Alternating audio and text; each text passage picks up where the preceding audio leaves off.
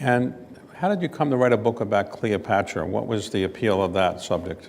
It was an idea that we were literally sitting at dinner one night and the question of what did Cleopatra do all day came up.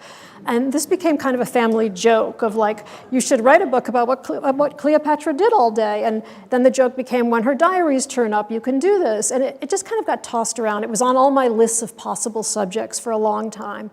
And then, as I said, I went to France and researched and wrote the Franklin book.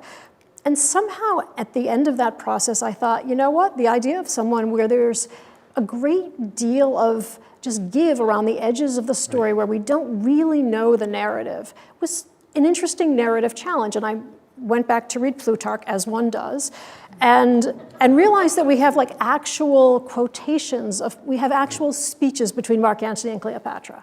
And that's when I thought, you know, if we have dialogue of some kind, you could maybe write an episodic, you know, Cleopatra in 5 scenes kind of book.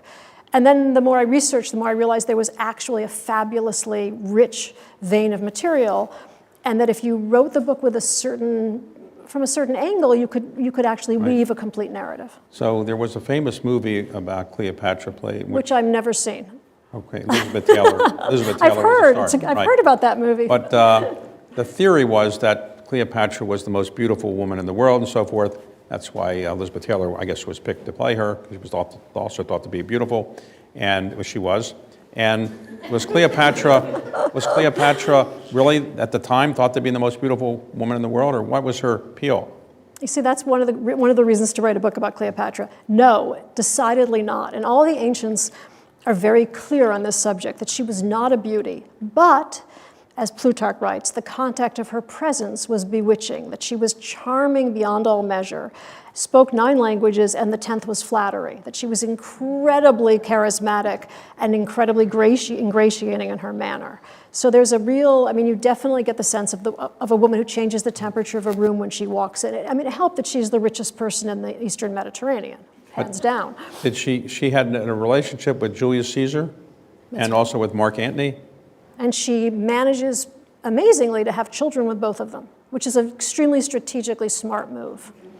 If you're trying to get the Romans to back your empire. Did those children rise up and become rulers? They have pretty unhappy ends for the most part. By the time she is conquered, it is impossible to let her children survive her. So they come to pretty miserable ends. And several thousand years after she lived, do we know where she's buried?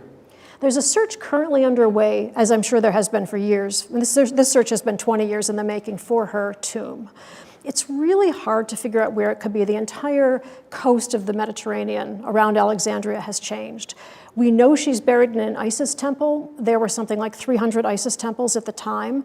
We think she was buried with Mark Antony, and we know that that was within a day's ride of her palace. So, you know, it does limit the possibilities, but it also gives you a tremendous amount of terrain over which to search. Did she ever write who she thought was a better lover, Julius Caesar or Mark Antony? She leaves one word to us, or one expression to us, and the expression, which is one word of Greek, is "let it be done." And that's the only thing, and even that may not be in her handwriting, but that's the only word of hers that we have to this day.